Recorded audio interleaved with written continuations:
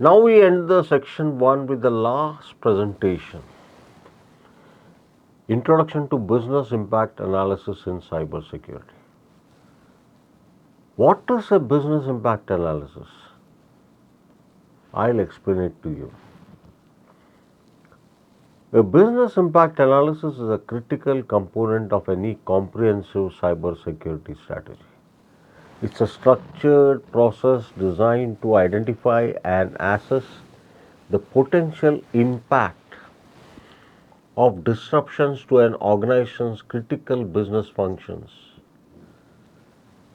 By understanding these potential impacts, organizations can prioritize security measures, develop effective recovery plans, and ensure business continuity in the face of cyber threats.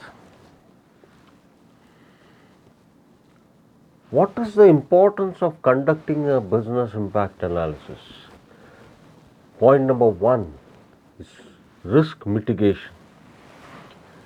A BIA helps organizations understand and prioritize the risks they face by identifying critical business functions and their vulnerabilities. Organizations can focus on mitigating the most significant risk, thus prioritizing the core operation.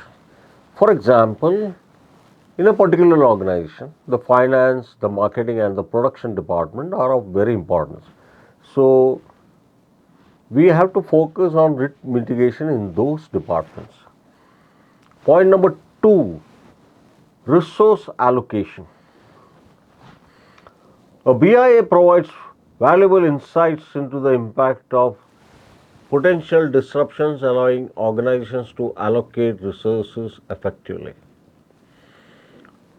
By understanding the potential cost of downtime, organizations can justify investments in cybersecurity measures and disaster recovery plans. Resource is the key.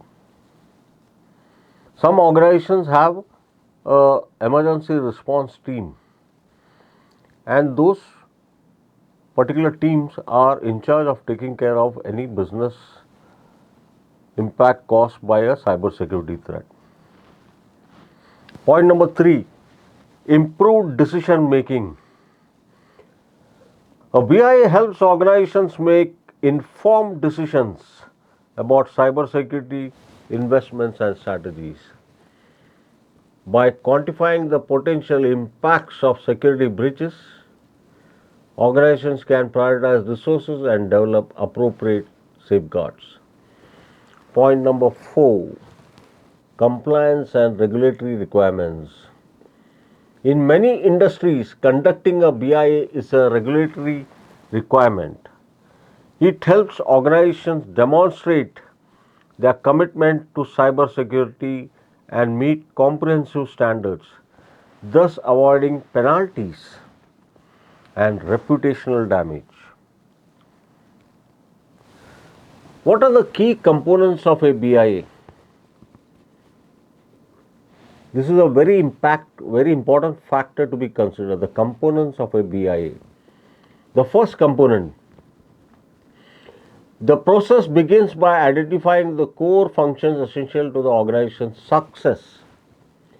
This might include production, sales, customer service, IT infrastructure, and finance. This step involves understanding the dependencies between different functions and how disruptions could impact. Assessment of impact and vulnerability. Once critical functions are identified, the next step to assess the potential impact of disruptions. This involves considering various scenarios such as data breaches, system outages, and cyber attacks, and evaluating the financial, operational, and reputational consequences of each. Point number 3, determination of recovery time objectives and recovery point objectives. RTOs define the maximum acceptable downtime for critical business functions, with RPC specify the maximum acceptable data determining objectives, careful consideration of the organization's specific needs and tolerance for disruptions. Point number 4, development of recovery strategies and plans. Based on BIA findings, organizations can develop comprehensive recovery plans and strategies. This may involve implementing infrastructure, securing critical and backup, establishing disaster recovery, sales and training staff on emergency response procedures. So, this is a very important point which I have highlighted. Some organizations have some other alternate site planned in case if there is a disaster.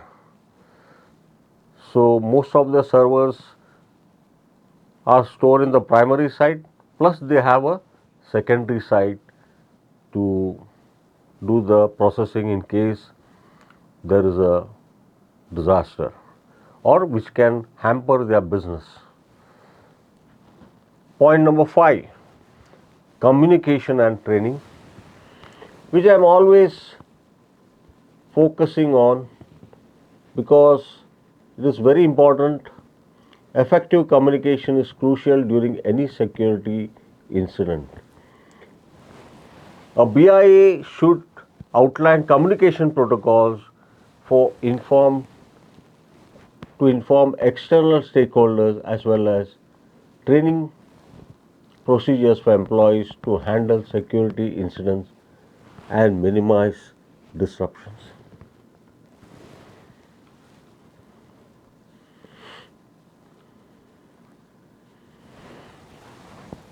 So, I have given importance in this slide how to assess risk and potential impacts. So, what is the risk? Data breach. What is the potential impact? Loss of confidential information, reputational damage, financial losses. Severity, I have rated it very high. Point number 2, system outage. Disruption of business operations, loss of productivity, customer dissatisfaction. Severity, I have rated it medium. Malware infection, data corruption, system failure and financial loss. Severity, I have rated it as very high. DDoS attack, website downtime, loss of customers, financial losses. Severity, medium. And phishing attacks, compromised accounts, data theft, financial losses. Severity is medium. I always wanted to highlight on recovery time objectives and recovery point objectives because these are very important. If you take the example of any e-commerce site, they will have a well-defined recovery time objectives and recovery point objectives. Okay, so let's discuss about recovery time objective. The maximum acceptable downtime for a critical business function. For example, an online retailer might have a very low RTO for its e-commerce platform, while a manufacturing company might have a higher RTO for non-critical functions. What is RPO? Recovery point objective. The maximum acceptable data loss in the event of a disruption. For example, a financial institution have a very low RPO for its customer records, while a marketing agency might have a higher RPO for less critical data. And point number 3, factors to consider. The RTO and RPO for each critical function should be determined based on factors like the organization, industry, regulatory requirements, financial impact of downtime and customer expectations. Cut.